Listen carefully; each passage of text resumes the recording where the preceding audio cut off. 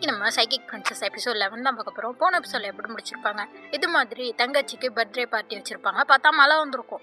அந்த மழை இருந்தாலும் எனக்கு பார்ட்டி நடந்தாகணும் அப்படிங்கிற மாதிரி தங்கச்சி சொல்லியிருப்பா. அப்போ தான் ஹீரோயினி ஒரு ஐடியா யோசிச்சிருப்பாளா, இது மாதிரி துணிலாம் எடுத்துட்டு வாங்கன்னு சொல்லியிருப்பா. ஹீரோ கூட கல்லெல்லாம் எடுத்துட்டு வாங்கன்னு சொல்லியிருப்பான். என்ன பண்ண போகிறான்னா, அந்த துணியில் ஒரு முனையில் கல்லை கட்டி அங்கே நிறையா தூண் இருக்கும். அந்த தூண் மேலெல்லாம் ஏறி குதிச்சு இந்த துணியை கட்ட ஆரம்பிக்கிறா. எல்லாருமே பார்க்குறாங்க, நிஜமாவே இவளுக்கு மார்ஷியல் ஆர்ட்ஸ்லாம் தெரியும் போலியே அப்படின்னு சொல்லிட்டு பார்த்துக்கிட்டு இருக்காங்க.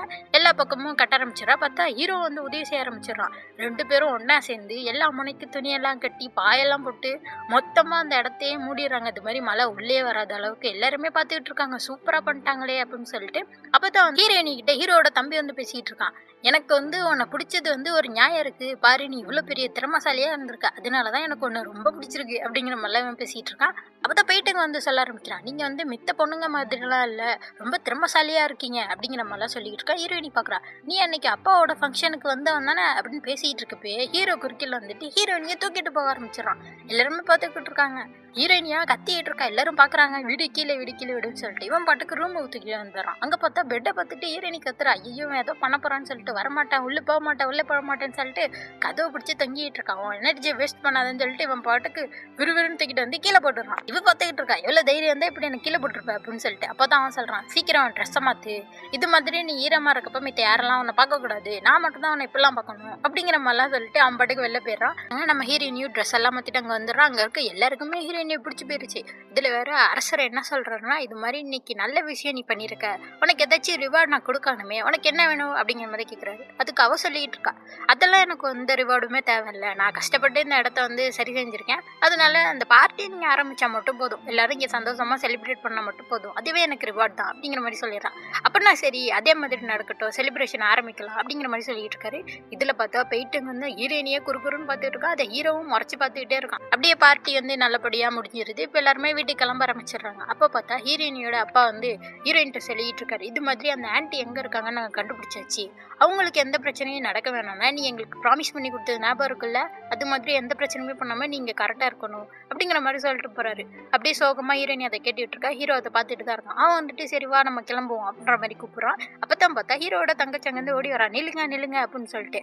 என்னடான்னு பார்த்தா, உங்களுக்காக ஒரு சின்ன கிஃப்ட் எடுத்துகிட்டு வந்திருக்கேன், ஏன்னா விலை உயர்ந்து அந்த பூவை கொடுத்துருக்காங்க, இன்னைக்கு பார்ட்டியே இவங்களால தான் நடந்திருக்கு, என்னால் முடிஞ்ச இந்த சின்ன கிஃப்ட்டை நீங்கள் ஏற்றுப்பீங்கன்னு நினைக்கிறேன் அப்படிங்கிற மாதிரிலாம் கொடுக்குறா. அவளும் வாங்கிக்கிறா. அவளுக்கு ஒரே சந்தோஷம், கட்டி பிடிச்சி எனக்கு உங்களை ரொம்ப பிடிச்சிருக்கு அப்படிங்கிற மாதிரிலாம் சொல்லிட்டு வர்றான். அப்படியே வெளில வராங்க. வெளில தான் பார்த்தா அந்த ஒரு கமாண்டர் கூட இறந்து போயிருப்பாருன்னு சொல்லிட்டு போன எபிசோட்ல சொல்லியிருப்பாங்க.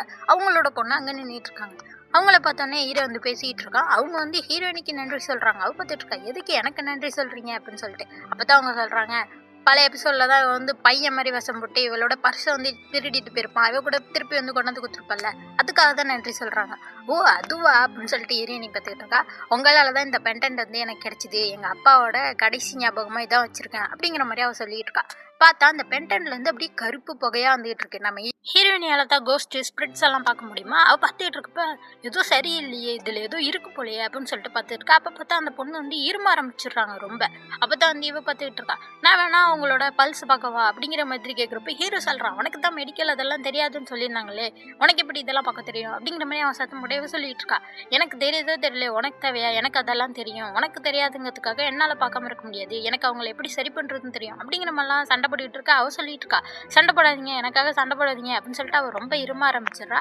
அப்போ தான் ஹீரோயினி சொல்கிறா, அந்த பெண்டன்ட்டை ஒரு தடவை கொடுங்களேன் அப்படின்னு சொல்லிட்டு. பார்த்தா அதில் அதே மாதிரி தான் அப்படியே கருப்பு புகையாக வந்துகிட்டு இருக்கு. அப்போ தான் ஹீரோயினி பார்க்குறா, இதை இவ உடச்சிட்டாலும் அவளுக்கு சரியாயிரும், ஆனால் இது அவங்க அப்பாவோட கடைசி ஞாபகமாக வச்சிருக்கான்னு சொல்கிறாளே, அப்படிலாம் பண்ண முடியாதுன்னு சொல்லிட்டு உண்மையும் சொல்ல முடியாது. சரி என்ன பண்ணுறதுன்னு சொல்லிட்டு என்ன சொல்கிறான்னா, இது மாதிரி இந்த புத்தாவோட மணிகள் இருக்குல்ல, அது மாதிரி ஏதாச்சும் போட்டுக்கோங்க, அதை நீங்கள் போட்டுக்கிட்டிங்கன்னா உங்களுக்கு கொஞ்சம் நல்லா இருக்கும், நீங்கள் நல்லா இருக்கப்ப என்னை பாருங்க அப்படிங்கிற மாதிரிலாம் ஹீரோயினி சொல்கிறா. அவங்களும் பார்த்துட்டு அப்படியே செய்கிறேன் சரி அப்படிங்கிற மாதிரி சொல்லிட்டு அங்கேருந்து கிளம்புறாங்க.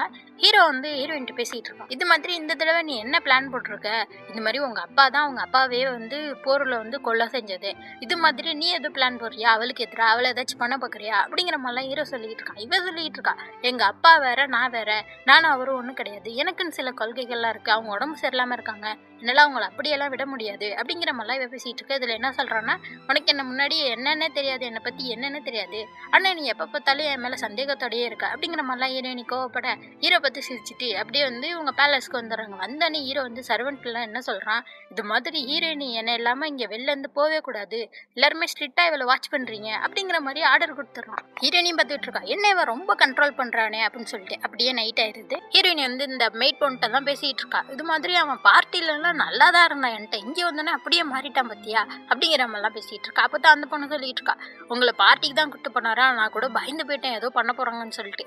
சேச்சே அப்பெல்லாம் பயப்படாத அப்படிங்கிற மாதிரிலாம் சொல்லிட்டு இருக்கா. அதில் என்ன சொல்கிறான்னா, அங்கே பார்ட்டியில் வந்து பிரின்சஸ் எனக்காக திருப்பி கிஃப்ட் வேற கொடுத்தாங்க தெரியுமா, என்னென்னு திறந்து பார்ப்போன்னு சொல்லிட்டு திறந்து பார்த்தா சாட்டை தான் கொடுத்துருக்கா. அதை வச்சுக்கிட்டே சந்தோஷமாக சுற்றி ஆட்டம் போட்டுக்கிட்டு இருக்கா. இதில் வேற ஹீரோ அப்படியே நடந்து இந்த பக்கமாக வந்துடுறான். வந்துட்டு நம்ம ஏன் இந்த பக்கம் வந்தோம் அப்படின்னு சொல்லிட்டு போகலான்னு பார்க்குறப்ப உள்ளே வந்து ஒரே சிரிக்கிற சவுண்டாக கேட்டுட்டு இருக்கு.